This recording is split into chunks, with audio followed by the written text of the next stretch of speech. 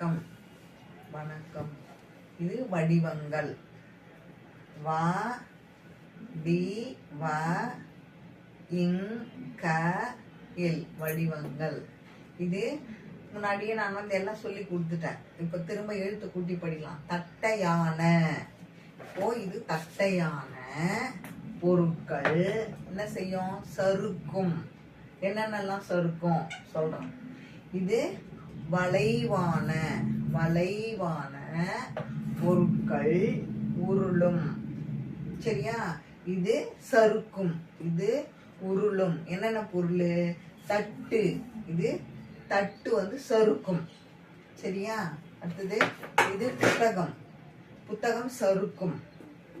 இது டப்பா சறுக்கும். சரியா? உருளும். இது என்ன? இது பந்து உருளும். சரியா? அடுத்தது என்ன? பென்சில்